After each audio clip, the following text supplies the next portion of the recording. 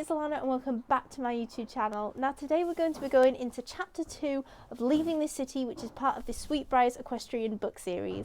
Now I really enjoyed reading chapter 1 and getting to read all about Sweetbriars and what it might hold for Cate. Thanks, Haley. Oh, okay, that's a nose.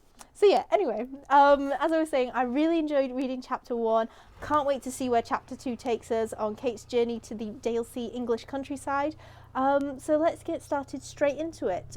But before we do, don't forget to give this video a big thumbs up, subscribe to my YouTube channel and hit that notification bell so you know when I'm uploading chapter 3 and any other videos. And also, oh look how cute he is. If you have any comments, questions, reviews, you can put it in the comments below in this video or put them to my social medias at Alana Clark Equestrian on Instagram and Facebook or ace_equestrian on Twitter, and I'll be answering them all. Let's all get chatting, guys. So without further ado, let's get reading. Leaving the City, Chapter 2. The negotiating was done and the family was leaving Hattersfield in 8 weeks' time. Finally, they could move to the real English countryside and set up the equestrian centre they had wished for. Mum and Dad had been complaining more often about Hattersfield getting busier with traffic and new construction. They also complained about the rising cost of maintaining many horses, even on DIY, driving to their stable every morning and night to look after their horses, without paying anyone to help. The Sullivan family had 8 horses, including a chestnut mare called Copper and a young bay horse called Bliss. Mum was training both of them for show jumping. Alex had Fritz, a giant grey Holsteiner who also jumped. Cate's dad had Bear, who was mainly a bit of a plod, and Cate had her golden Palomino, part warm blood, Odette, that she competed in horse shows with.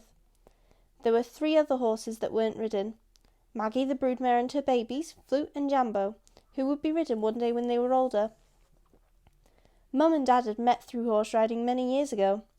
Mum was a riding instructor and mainly taught show jumping, both at their stable and pony club. They had talked about moving to the countryside for years, but it was only a year ago when Mum received an inheritance that it became a possibility. Most of the time Cate liked being a Sullivan. She loved horses and going to the stables every day. But this came with responsibilities such as mucking out and grooming, even on the grimmest, muddiest days. Mum had very high standards, both for caring for the horses and riding them. Cate felt like Alex had more freedom than she did since he was getting older and had study commitments. Lately, he was beyond forgetful about horse-related things and sometimes skipped evening feed times.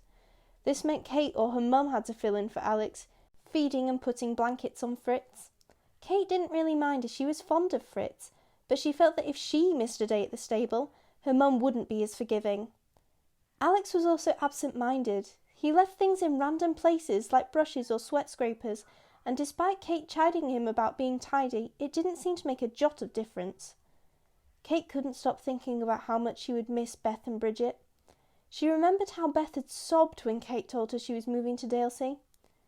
Beth's mum had promised that Beth could get the train to Dalesea on weekends or during the school holidays, but it just wouldn't be the same as being around the corner from each other. Bridget, however, was thrilled for Cate and promised her they would see each other at shows and keep in touch. It would be a big change for the whole family, with Mum leaving her loyal horse-riding clients and Dad leaving his London accountancy firm. Alex had mixed feelings about leaving his friends and school, but on the other hand, he wanted to take riding more seriously at their own farm. For each of the Sullivans, there were things they would miss in Hattersfield, but having their own farm they could call home was a dream come true. The weekend before they moved, Cate arranged a sleepover at Beth's house. They planned to watch a movie on Netflix. Beth lived 15 minutes away in an area where the houses were modern, architecturally designed and all unique. Cate loved Beth's shiny house full of gadgets. It was the opposite of Cate's simple brick house full of old hand-me-down furniture that had many stories and memories attached to it. The girls ate popcorn and watched a film on Beth's mammoth flat-screen TV.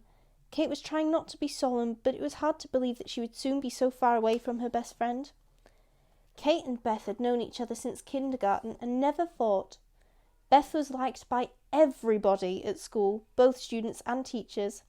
She was tall, with olive skin, long dark wavy hair and hazel eyes which she inherited from her Spanish mother. She looked a lot different than Cate, who had shoulder-length blonde hair and bright green eyes. Cate was only of average height and sometimes wished she could have some of Beth's features, like her long legs. Cate could talk to Beth about anything.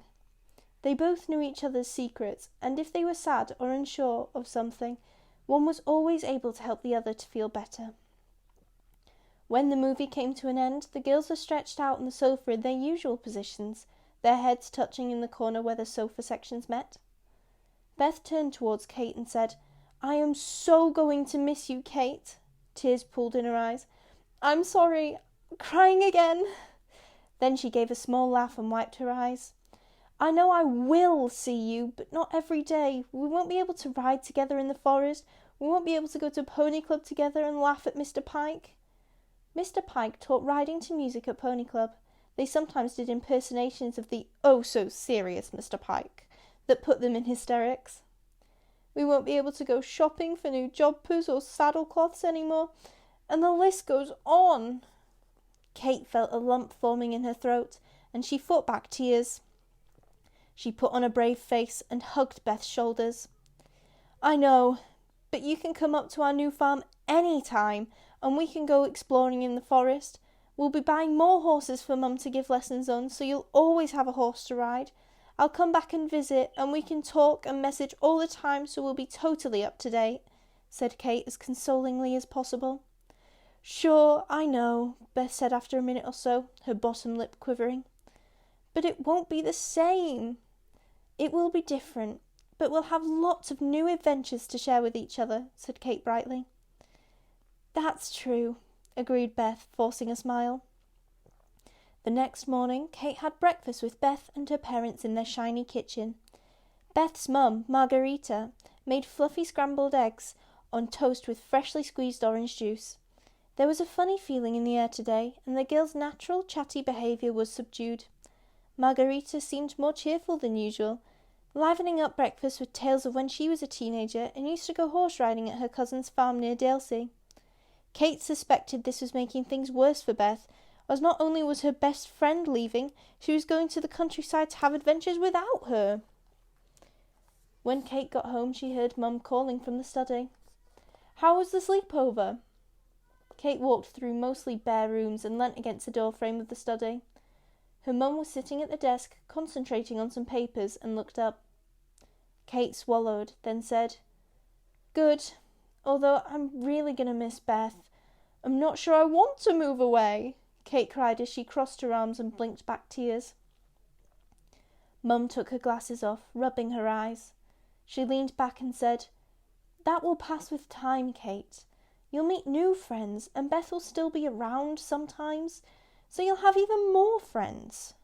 She paused and then continued, "You kids haven't had many changes growing up, but as you get older you need to get used to them.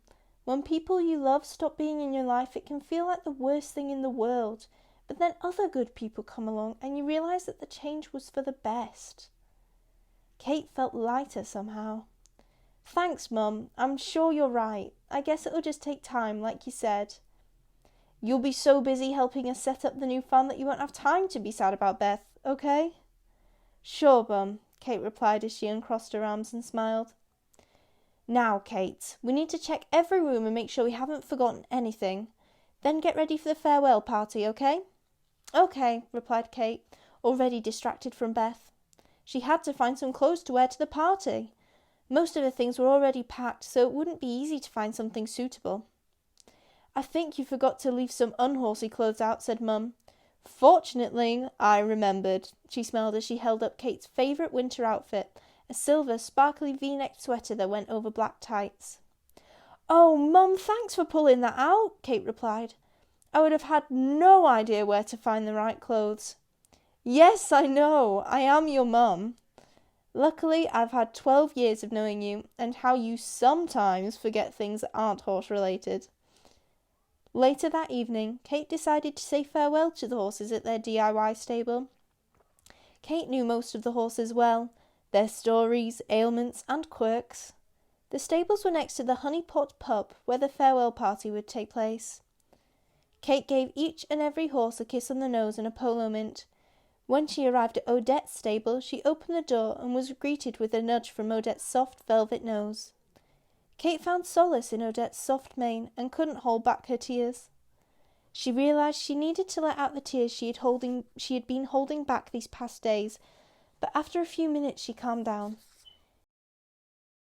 Cate dried the part of Odette's mane that was wet with tears with her sleeve and whispered she was sorry for being dramatic. Odette looked at Cate with kind, inquiring eyes, and Cate dug a polo mint from her pocket and gave it to her. As Cate was closing the door, she could see her riding instructor, Bridget, approaching. Bridget checked on the horses at dusk every night. "Cate, darling, what are you doing out here? Everyone is waiting for you inside." "I was just checking on Odette," Cate stammered. She hoped it wasn't obvious she'd been crying. Bridget studied Cate's eyes for a moment, and then linked her arm through Cate's. "Darling, let's go enjoy this party. Everyone is here to see you off to your incredible new adventure. We are going to have a terrific time." All the Sullivans' friends were in the pub. It was surreal. Cate felt like she was watching the scene from a distance. She managed to say the right things and perform the right actions, and casual conversation masked her disbelief that they were actually leaving. It made her look at the old pub in a new light. She wouldn't get to see the owner Eddie and his wife Julia on a Sunday anymore. She wouldn't be able to eat their famous pies. Beth stayed by Cate's side all night as they chatted with their friends. Cate told her what she knew about Sweetbriars, and then the usual conversation followed about life in Hattersfield. People made plans to meet at Pony Club on Saturday to practice for the inter-zone competition. They made plans for cross-country day, and the list went on. Cate found it reassuring to have Beth at her side, and between them they made sure that any reference to the future included each other. "When you come to Sweetbriars, when you come to stay for the weekend in Hattersfield." As a farewell gift, their friends gave the Sullivans a brass plate saying, "Home is where the horses are." They loved it, as those words were finally going to come true. Mum said she already knew where she would hang it, above the door to the tea room, as she called the social area. That evening, the last evening in her childhood home, Cate tried to fall asleep. She was exhausted, but her mind was racing with the day's activity as she anticipated the big move. As she had done many times before, she traced the engraved letters of the friendship bracelet she wore until she got sleepy. Cate and Beth, best friends forever. She pushed the bracelet inside her pyjama sleeve, keeping it close to her skin, grateful for having had such a special friend for so many years. So that is all from Halen and I today. I hope you've enjoyed reading chapter 2 with me. I thought it was so sad here reading about Cate leaving her friends, but I can't wait to see what happens in chapter 3, and hopefully she'll be moving on to some much more happier things. So I'm really excited to see where chapter 3 goes. If you have any questions, comments or anything, as I said before, don't forget to leave it in the comments below, or message me on my social medias at Alana Clark Equestrian on Instagram and Facebook, and Ace_Equestrian on Twitter. And I will be messaging you back. I'll be answering in the videos. Let's all just get chatting, and it will be really nice and keep everyone smiling during coronavirus. So from Halen and I, who's hiding in the back there, it's goodbye.